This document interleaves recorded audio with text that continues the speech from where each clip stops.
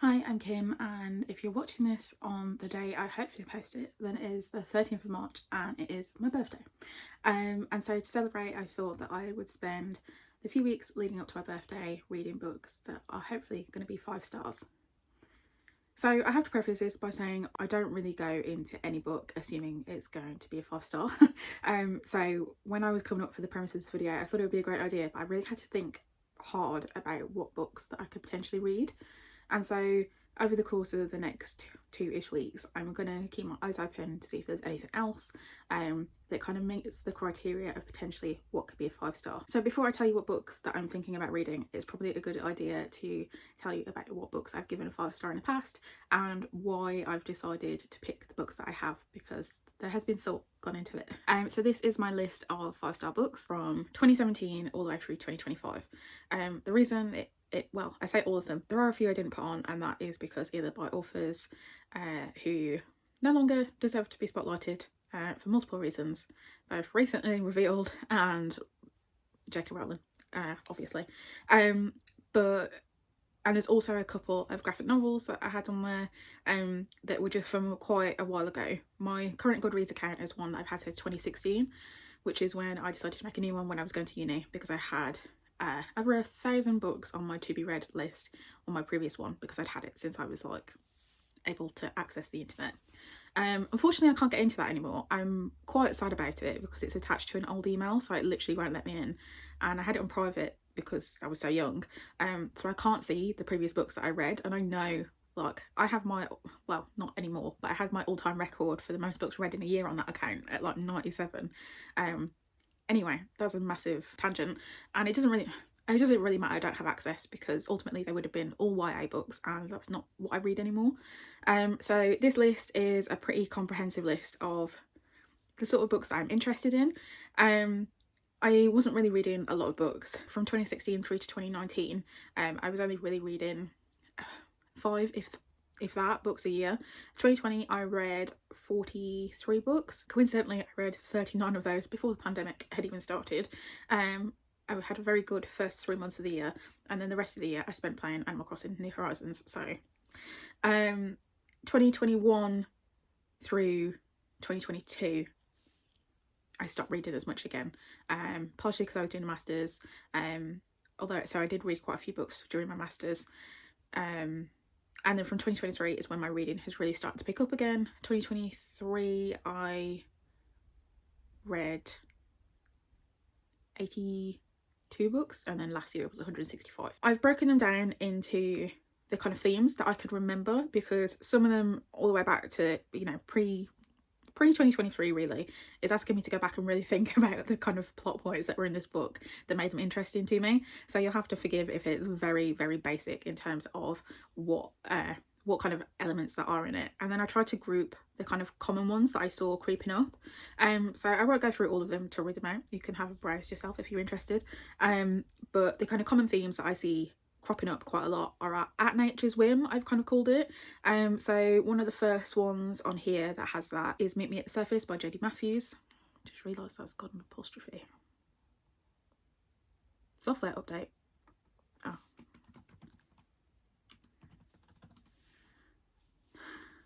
So much for a smooth recording. I can't tell you how long I've just been speaking for, and then realised I wasn't filming. So I've got to kind of go through everything that I said. I stopped my screen recording on my laptop, but I can kind of remember what I was saying. So the different categories. Oh, I'm losing my mind a bit. My phone's ran out of storage and I had to fix it, and then I did press play on record. Oh my god. Anyway, this is literally taking me so much longer than I planned.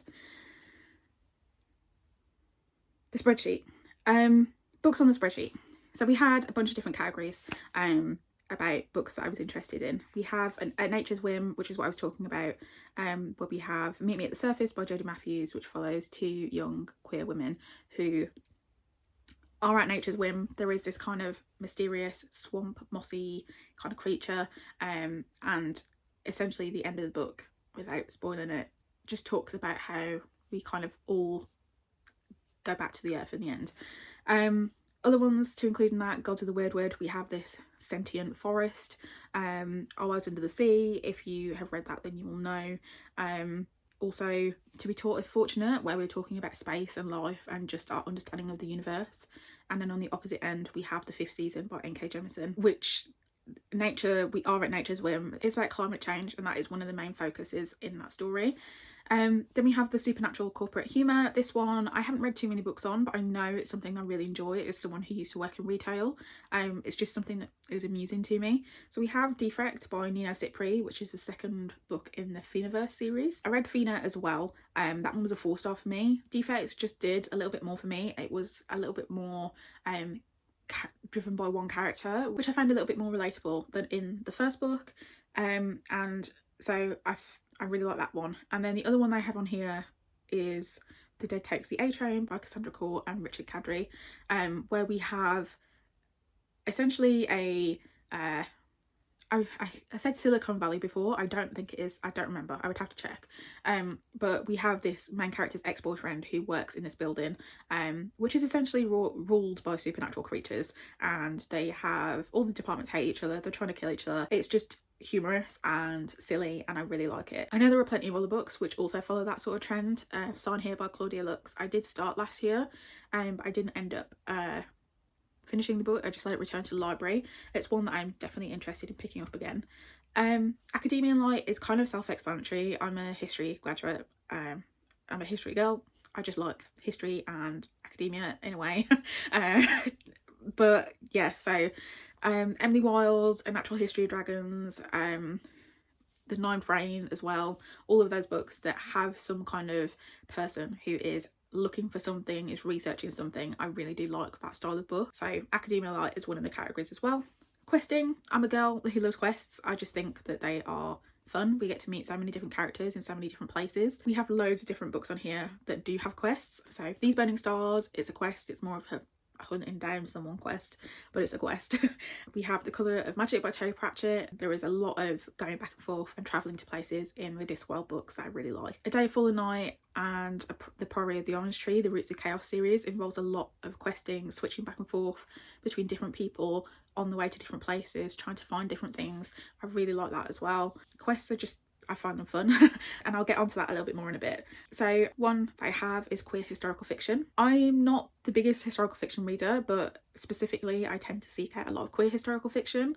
I read Patience and Sarah by Isabel Miller last year and I loved it. It was a really heartwarming story about two women who just were wanting to be together and managed to find a way to be together. And then we have other books like Giovanni's Room. I also read that last year, loved that. It was in one of my top books of 2024. And Tipping the Velvet as well by Sarah Waters. I really enjoyed that book as well. I just thought it was a really good book and a really in-depth historical story as well. I think one of the reasons I do like it so much is that I am a history graduate, and I do like these little snippets set in the past, and every book that I've attempted to write myself that if not a fantasy has some sort of historical element. So yeah, that is just a niche that I do enjoy. Then we have monster hunting. I'm a fan of video games like The Witcher and also Bloodborne. Monster hunting just is fun to me, and we have a couple of different books that do feature that. So again, The Dead Takes the A Train and The Ninth Reign as well. I really like that one. And then we get on to Unusual Monsters. I feel like I've rushed through this a bit because I was trying to remember everything that I said. And also with I've not screen recorded again, I'm just going to use the old one. So I just have to hopefully make it fit in the time that I was speaking. Unusual Monsters is one of my kind of top categories. I'm a dragon girl at heart, but I will take any kind of supernatural creature monster. I have a Godzilla shirt that I wore in a few videos. I am a kaiju person. Pacific Rim is one of my favourite films. I really just like strange monsters and creatures. I find them cool. That's why I'm into D&D as well. So you see that crop up a lot on here. Not a guarantee that it will be a 5-star for me, but it's one of the ones I think has cropped up the most. You know, you've got the Haar, you've got The Dead Takes the A Train, you have Gods of the Weirdwood, you've got The Ninth Reign, Our Lives Under the Sea, Into the Drowning Deep by Mira Grant, Deep Light by Frances Hardinge. There are a lot of different ones that fit that. Similarly, quite a few of these have links to the deep sea, which is another thing that is one of my kind of interests. It's either dragons or the deep sea. Those are two categories that I will always look for books in. Whether they're 5 stars or not, I don't know. There were 2 things that almost will guarantee that I will look into that book and pick up the book. That's that list. There are 2 things on there that I didn't talk about that are slightly greyed out: Asunder and The West Passage. And if you watch my January wrap up, you'll know Asunder was a 4.5 star for me, and The West Passage was one of my favourite books of last year. I think it was number 3 on my top books list. However, it wasn't a 5 star. It was, I think I ranked it a 4 star in the end. I read it at the time from the library, and I think there's a little bit of an element of rushing when you have to return a library book, and so because the beginning was so slow, it took me a while to get into it, but when I did get into it, I really did enjoy it. Which leads me on to say, and what the part I was filming when I realised that I wasn't actually filming, I'm rereading The West Passage for this video. It follows 2 characters, Q and Pell, who are a part of the West Passage, and the Guardian of the West Passage dies, and so both of them go off on their own adventures to all the different other towers that are in the area that control the place that they live. You have the Grey Tower, Red Tower, Blue Tower, Black Tower and Yellow Tower, and all of these towers are ruled by Eldritch ladies who are just really cool. And I'll have to go back now and try and find the illustration, because there's illustrations in the front of the kind of what are they called, the parts of the book, and also at the top of each chapter as well. I'm just trying to find this one illustration that I was talking about that I really love. Bear with me.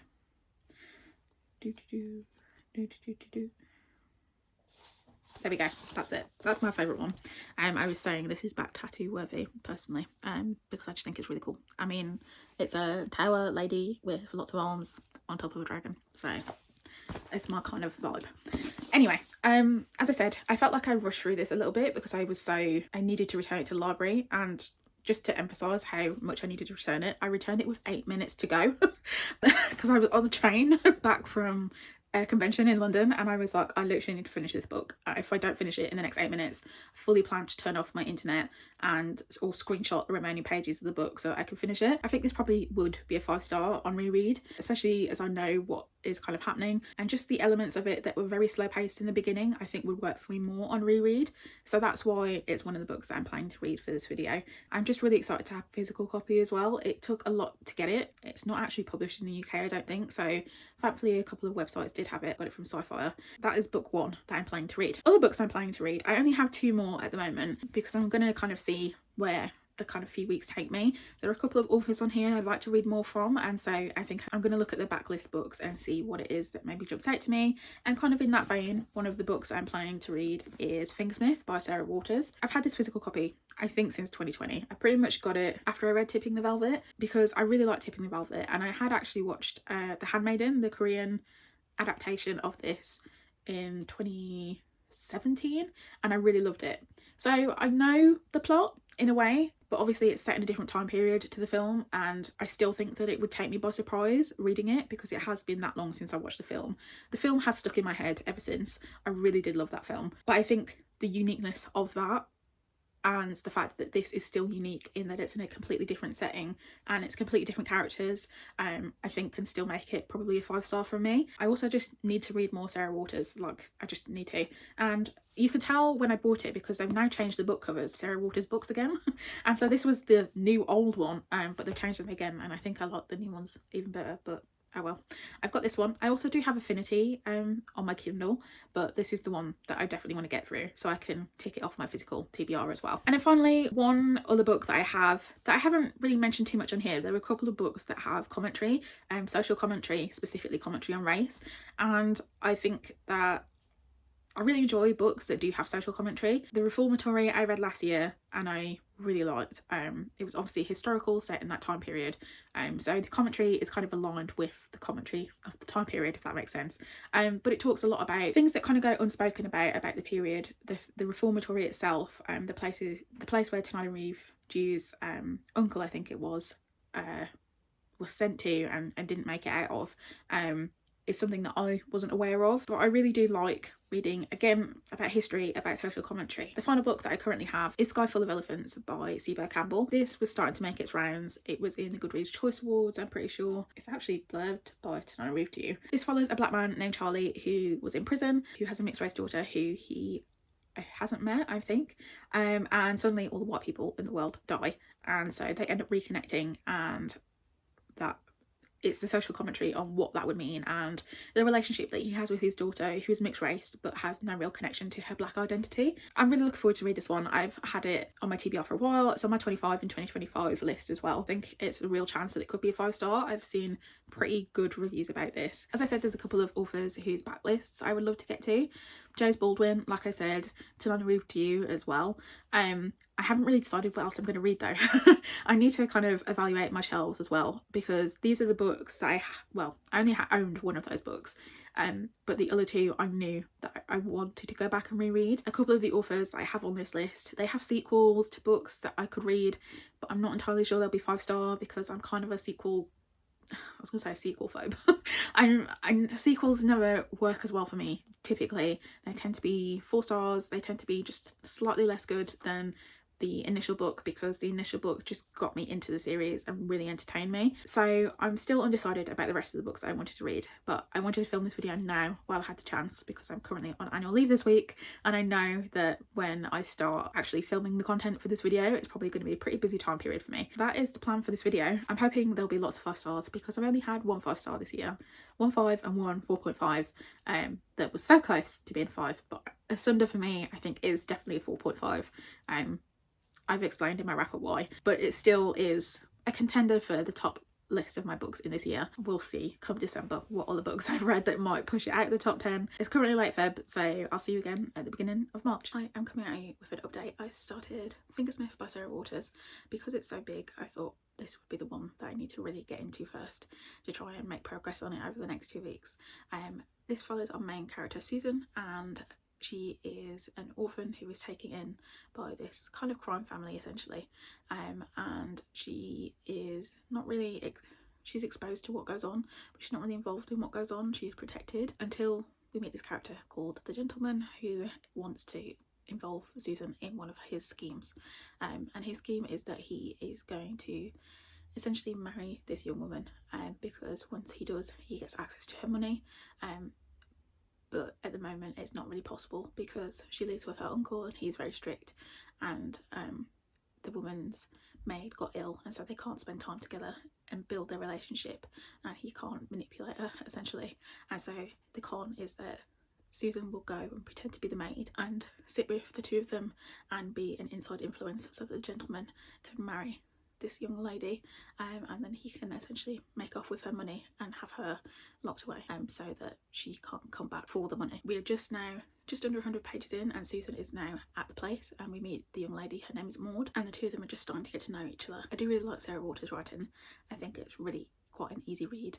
It is so very historical. It feels so much like you're in that moment. We have all the little slang that they're using, and just the characters, they just really feel fleshed out, and I like her writing, and I know that I liked it from when I read Tipping the Velvet, so I'm excited to continue getting more into this, because as I said, I'm about 90 pages in, so we still got a long way to go yet. It's over 500 pages, and the plot that I know in my head from watching The Handmaiden is obviously just starting to pick up, and I'm really interested to see how things are going to play in this version, because I know what the plot is. It's just that because they're set in 2 different time periods with completely different characters, it's going to be really interesting to see how it plays out.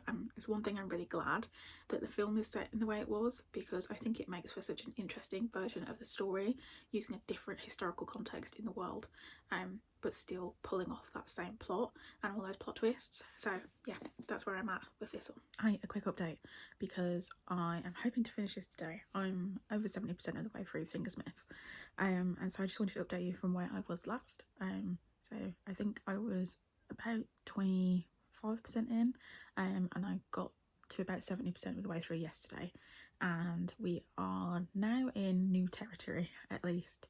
From what I remember from the film has now departed from the book, which makes sense because it's set in a different historical setting. So whilst you can expect maybe the main kind of elements of the plot to be the same. There is probably going to be some change because it's not necessarily going to work with the new setting that it was in. I'm not googling it to check because I'm hoping to rewatch the film at some point, and so I don't want to spoil myself for the things that I have forgotten about it. But yeah, anyway, the book is told in 3 different parts, and so we move through these 3 different parts, and I appreciate that because I think you start to get to the end of a part and you think, oh, you know, what's going to happen next? Things have slowed down a bit, and when you go into this only knowing what it says on the blurb, that there is a plot to scam Maud of her money, and you have no idea what the rest of the book is meant to entail because it is nearly 600 pages, I think you do start to think, like, what else is going to happen in this book? And so I appreciate that it is broken down into different parts. I also think that it's maybe almost a bit of a spoiler for me to keep saying that there's loads of plot twists in this, because if you go into it with absolutely no knowledge of what happens, I think it would be quite shocking. But then at the same time, would you pick it up if you didn't know that there were so many plot twists in it? So I've had a bit of a difficult time thinking about how I want to describe it. And also, the romance is really not a central point in this. I was thinking back to the previous clip, and I don't even really think I mentioned that this is romance, or not a romance, but Sarah Waters writes a lot of queer historical romance books, and so this is that, except the main premise of it is that it's historical and it's a scam. It's, you know, it's almost a historical crime book. Sometimes really you should just read the blurbs of books. Literally won a historical crime fiction prize. Oh gosh. And so the romance really takes a back burner. We have Sue's point of view in the first part, and then we switch to Maud's point of view. Maybe that's a bit of a spoiler. But you realise that also the characters aren't necessarily being truthful with you about their experience with each other as well. And so it is there, and it is weaved in, but it is just interesting. And I'm interested now with that final, 30-ish% left about how this is going to end, because I know how the film ends, but again, it was very different setting, different ages of the characters, and so I'm interested to see how this ends, because at the moment they're both in places where it doesn't seem like they'll ever be able to reunite, like, very easily at all. So with the fact that I've only got about less than 150 pages left, obviously a lot can happen in that time period, but it will be really interesting to see how things change over those next 150 pages and for them to end up together again. Is it going to be a 5-star? At the moment it's probably a 4, which is not bad at all. I'm still really enjoying my time with it, but it's probably going to be a 4 at the moment, but we'll find out, because I'm hoping to finish this today because it is the 9th of March and this is only book I've read so far for this video, so I have only a few days to get through the rest. So I need to finish this and I need to start Sky Full of Elephants. That's the plan for today, so I'll see you when I finish the book. I did it, I finished Fingersmith, and I think I am gonna stick with my 4-star rating. I still did really enjoy it. I think Sarah Waters' writing is just so easy to read and really draws you in to the world building, the language, the accuracy of all the elements of what it's like to be in Victorian England, with all the other elements that just make it so unique and interesting. Pretty soon after I filmed that last clip, we got our inciting moment that led to the 2 characters, Maud and Susan, being reunited with each other. And as I said, it's not a romance. There is obviously a romance between them, but because of the context of the story, it's not really a focal point. It is a part of what has gone on, and it's a part of the development, especially of Maud, but it's very subtle in the book, so don't go into this expecting it to be a sapphic romance. It's historical fiction first and foremost, and then, as I said, kind of crime, mystery, and then that sapphic romance as well. I did really like it though, and I'm really looking forward to reading more Sarah Waters. As I said, Taming the Velvet was an absolute favourite for me. I read that back in 2020. I do have Affinity on my Kindle, which I think is a kind of ghost like one. I know one of the characters is fakes being a psychic. I think that's what the plot is, and so I hope to get to that soon, because I really do think that I would love to read more of Sarah Waters' books soon. So absolutely not a letdown. It's still a really good time. It is nearly 600 pages. It's like 560 something pages. So it did take me a little bit to get through because I don't really read that many chunky books anymore, at least physically, as I will be the first to admit that I would prefer to read them on my Kindle now because it just feels less daunting when you're picking it up because you can't see how far along you are in the physical book. That's Fingersmith done. Next on my agenda is Sky Full of Elephants. As I said, this one follows our main character, Charlie. He was previously in prison and is now a professor, and he is reunited with his daughter Sydney, who is mixed race, when all of the white people in the world die. This one's a lot shorter, just under 300 pages, so I don't know if I'll finish it today. I am not pushing myself to finish it today, but hopefully by tomorrow so that I can then get onto the West Passage. I am looking forward to reading this one though. I think it'll be a really important read, especially in this climate. All the kind of social commentary on race I'm expecting to see, especially mixed race identity, as someone who is mixed race. So I'm really interested to see what this one has in store for me. Same day, different shirt, because I'm incapable of not making a mess when I'm doing the washing up. I thought I'd check in with you on Sky Full of Elephants because I'm feeling that this is going to be a really quick read. I'm just under 100 pages already, so I really don't have that much. Well, I still do have quite a bit, but you know what I mean. It's not going to be that long of a read, I think. And so this book, as I said, follows Charlie. He previously was in prison. We learn pretty quickly what he was in prison for, something that he was falsely accused of, and his daughter Sydney gets in contact with him because she is desperate to go and find who she thinks is her aunt, who is still alive post this mass drowning of all the white people in the world. Part of me has a reason what I might think that might be as someone reading the book, but Sydney doesn't get that. She's come from a place of a lot of privilege. They live in a big plantation style house. Her mother never told her the truth about why her father wasn't in her life. Just that out of sin came Sydney. Yeah, her mother named her after her biological father, Charlie. His first name is Sydney. And so there's a lot of interesting points about interracial relationships and just the kind of two strands of being raised in an entirely white environment with family who are racist, and how Sydney has internalised a lot of that. She's internalised a lot of the racism that she has learned from her uncle and other peers in her life, the kind of subtle microaggressions that her stepfather has said, that like straightening her hair makes her more elegant and stuff like that.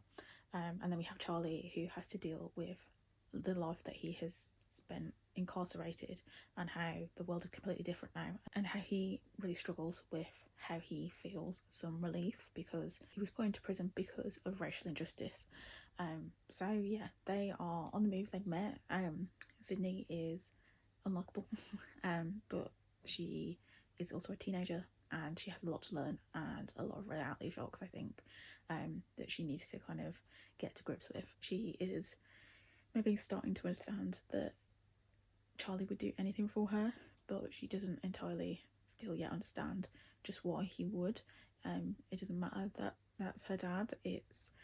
She just doesn't understand it. She very much has an us v them idea about black people versus herself, even though she is mixed. She has no connection to her identity as a mixed race person at all. She perceives herself to be essentially white, and so I'm interested to see how this is going to play out. We also have these random little chapters interspersed in between the Sydney and Charlie points of view that feature this other family, where I'm thinking that's probably got something to do with what's happening and the kind of end goal of what's going on. So I am interested to see how that plays out because not too much has been given away there yet, but things are slowly happening. So yeah, that is my update. I think I probably could finish it today, but we'll see. I'm waiting for my controller to charge so I can get on playing Stardew Valley.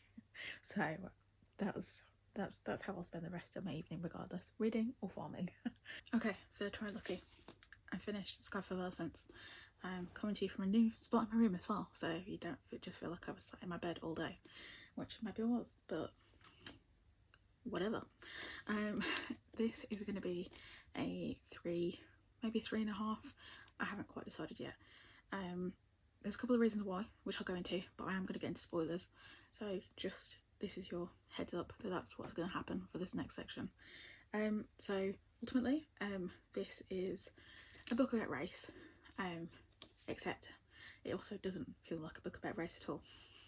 That is my very short summary of why I've given it the rating I have.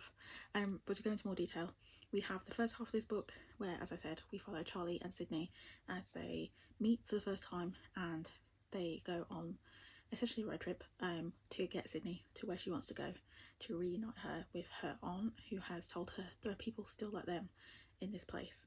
And to do that, they end up in this place, which, as described on the back, very Afrofuturism, very much about reconnecting with your roots and healing and black community. And they find out that the cause of this event happened because of some of the people here. And so that was kind of, I think there needed to be an explanation for why all the white people in the world drowned. And I think that the fact that the explanation was it was a little bit of an accident is kind of like, yeah, okay. But then we further explore kind of what their plans are for this community that they have. When Sydney and Charlie are first approaching Alabama, they just hear that it's ruled by a king, and it's not. It's actually ruled by a king and a queen, more so probably the queen. But yeah, it's very interesting, the kind of world that they then dive into, and it really starts to speed run both Charlie's reconnection with himself post life in prison, but also Sydney's connection with her identity as a biracial person, specifically the black side of her identity. But let me get into the other things that kind of threw a spanner in the works for me in terms of not giving it a 5. So the first is the writing style. I do think that it is very lyrical at times, and it is a lit fic book. It is very much literary speculative fiction. So I kind of almost see that going into a lit fic book, that it is going to be not speculative, it is going to be lyrical. And in the first half it wasn't a problem, but the second half, when you are having these conversations between these characters where they're talking a lot about their identity and their growth and their development, it made me kind of lose track of basically what was happening and what they were saying. So I kind of struggled with that a little bit. And so that was part of, a very surface level reason as to why I didn't really enjoy it as much. The main stuff to do with the race was that, as I said, I just don't think it was enough about race. I think there were a lot of threads that would have been really interesting to explore that weren't explored. Charlie and his life as an incarcerated man, he would have still remained incarcerated had he not been released because of the event. And so there was a very surface level conversation about that, but it would have been really interesting to see that go deeper. And I understand why maybe it wasn't, because there are so many books that do touch on that, and the end goal of the story ultimately didn't need that to be discussed, but to have that discussed alongside Sydney's identity and her growth and the connection that could have been made between the two of them, and them working together to connect and find themselves, I think would have been really interesting. I do understand in a way why Sydney did have to kind of grow separately, because she doesn't know this man. She kind of needs to be allowed to explore the world of what it means to be black or biracial without him there, because he is still her father, he's still a figure that is a authority figure for her specifically. And so meeting similar age people and being able to explore that, I understand, but they don't spend a lot of time together once they get to this place in Alabama, and so I think there was a bit missing there. Also, there is a part where we learn that the reason that Sydney was so desperate to get to Alabama was because her aunt Agnes had posted her a letter on the gate of her property, which basically said, there are still some of us here, come connect with us. And she has this idea that her aunt is white, and as soon as I saw that her aunt had left her that, I was like, well, I know where this is going. And her aunt is white passing, which you can kind of see coming. And again, there was a conversation there that could have been could have gone further. We learned that her aunt, who's married to her uncle, who is the reason that her father was in prison, because he was the one who said that Charlie was raping Elizabeth, Sydney's mom. He was a racist man, and so the parallels to Nella Larsen's passing, where we do have a white passing woman married to a racist, with that, we're right there. And yet there was very little to do with that at all. You know, Sydney aptly says, you knew that I was in that house alone and you didn't come in, you didn't come to me, you didn't connect with me, you just left me there.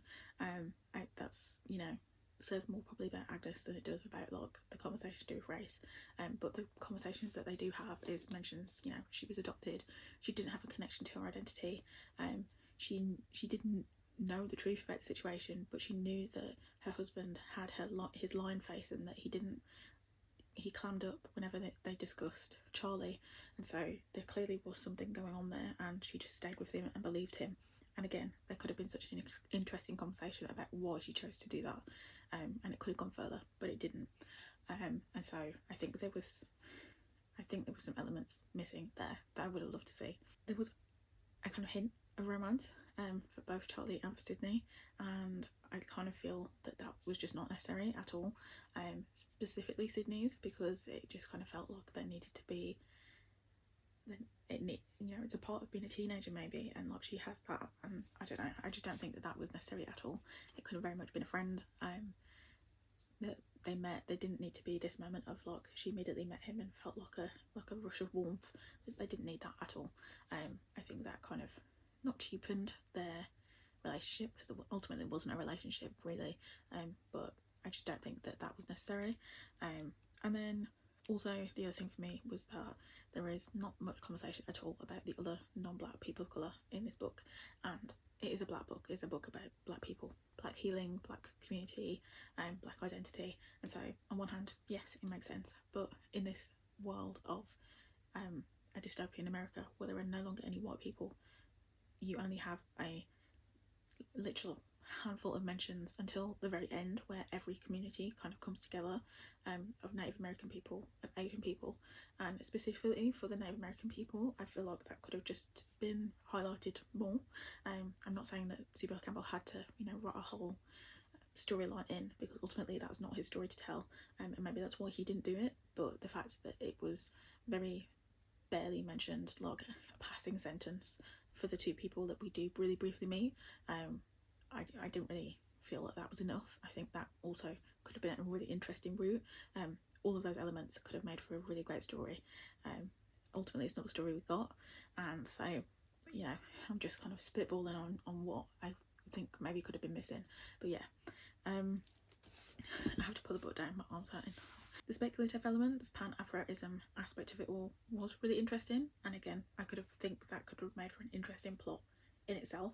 I think the book needed to be longer, to be honest. I think that maybe that could have helped resolve some of these issues, having more time spent with Sydney and Charlie and their development, and then this place that they go to, which is this massive community of people, because at the end the speculative elements become so much, they kind of overwhelm the story, and it just feels that's where the lyricism of the writing and just the kind of almost the philosophy that these people are talking back and forth just really started to lose me, which I think is a shame. But yeah, I think it's probably going to be a 3 and not a 3.5. I think I'm leaning towards a 3 the more that I've spoken about it. I did manage to finish 2 books in one day, so go me. And so I've got plenty of time to read the West Passage ahead of Thursday. I did also have a James Baldwin book downloaded on my Kindle that I found. Tell me how long the train's been gone. So I'm going to try and start that as well, but I think I might just kind of pace myself, and if I don't get to it, I don't get to it, but ultimately I'm still going to try and read it this month. So yeah, that is my update. Whether I include this depends on whether I finish the book, but I started James Baldwin's Tell Me How Long the Train's Been Gone. The book follows Leo Proudhammer, who is an actor. He's a black man from Harlem in New York, and he has a heart attack on stage. And so we are following him, his kind of stream of consciousness, as he is recovering at this point. I don't know what's going to happen to him from his heart attack. And so he has his heart attack, and in his kind of near-death moment, he is thinking about his past, specifically his brother Caleb, who is quite a significant amount of years older than him. And you find out about their childhood together, and then we flick back to him in the hospital, and he's visited by his friend Barbara, who we then flash back to because Barbara is one of the first people that he meets when he's getting into acting, and so they've known each other a really long time. I'm 47% of the way through, so quite a significant amount at the moment, and I am liking it.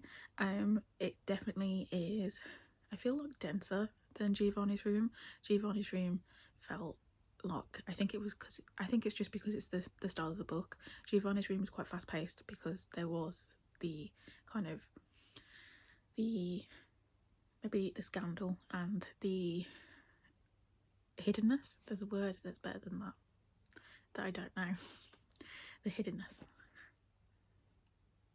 whatever the right word is, I'll think about it and add it if I can remember in the post, as opposed to Tell Me How Long the Train's Been Gone, which is a lot slower, a lot more character driven. It's more of a character study and a reflection, and it's also in a way kind of like a memoir of this fictional character and the defining moments in his life and the defining people in his life.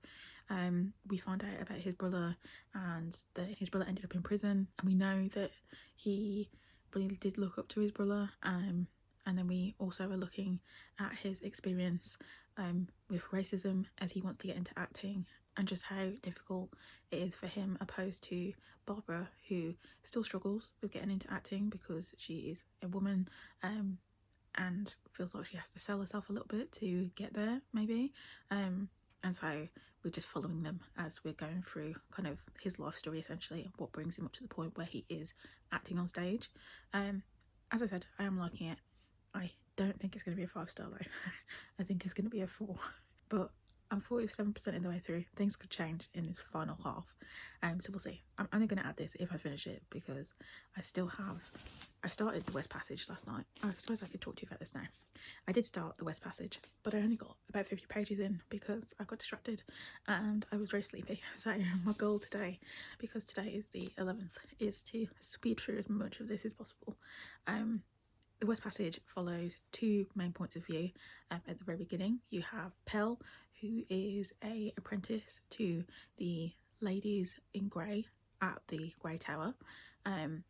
Pell essentially is responsible for supporting the kind of historical lines like Yarrow and Arnica, who are these people who take the same name and essentially become that role. And Pell is in line to become the next Yarrow, but she is the oldest of the apprentices there. And so at the beginning of the book, we find out that the guardian of the Grey Tower has died, and so the 2 older ladies, Yarrow and Arnica, need a little bit of support to take her through the death process, I guess. And so Pell gets the insight on that for the first time, and you see these really cool little tidbits about what it means in that process. And then the other point of view is Q, and Q is the apprentice to the Guardian, and the Guardian's name is Hawthorne, and before Guardian Hawthorne died, she didn't name him the next Guardian, and so he's quite frustrated about that. But she did pass him a message and said, tell Black that it's coming. And Black referring to one of the towers, so we have the Grey Tower, Red Tower, Yellow Tower, Blue, and also the Black Tower. And so Q's taken it upon himself to go and pass that message along. And so at the moment we're following these 2 separate points of view, but they do converge later on. I do agree with what I'd said before. I do think the beginning is quite slow, but there is these really kind of cool little tidbits that I know is what kept me hooked that first time. The whole process with Pell as they are laying the Guardian to rest, and there is this cute, the different elements of that burial where they have to take her to a tower, and then, I mean, bit spoilers, these crows come and essentially eat her body, and these butterflies come and consume the blood. And that sounds quite morbid and strange, but it isn't. It feels just very fantastical. Again, with Q's chapters, we have this little lantern light that essentially takes him between the tower points, and it's just really cool. There's a lot of different cool little characters. I was thinking last night, and I think like the comparison that I would make is to Discworld by Terry Pratchett, which is quite a comparison to make, but not in terms of the fact that there is humour in the writing. Is very fantastical, and there are these little strange things that are just very much their own. And I think if you've read Discworld, you know that you are just thrown in, and there is no real explanation for anything really. You were just in this world where wizards can do this, and you know, girls can't be wizards or whatever.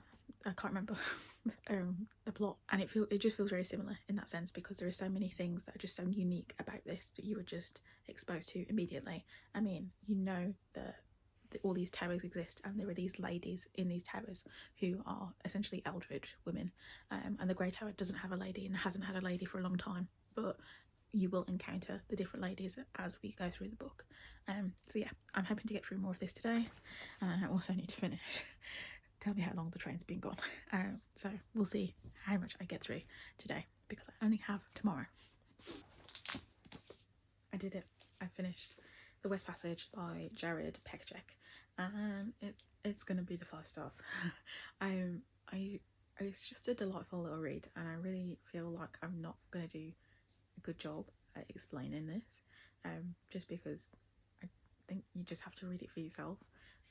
I think, like I said in the last clip, if you're a fan of Terry Pratchett or just high fantasy or weird little things like people, you know, humans are a rarity in this world. There are a lot of people who are like little otter people and who have rabbit ears, and then you have all the ladies who are all eldritch and strange in their own way and have all these mannerisms and have these completely eldritch and beyond human comprehension behaviour.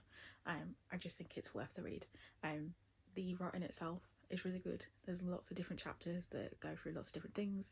You have those 2 main points of view that I mentioned, but then little interludes from people in history in the little different towers, as well as people in present day who are experiencing different things at different times, and it all kind of really blends together really nicely.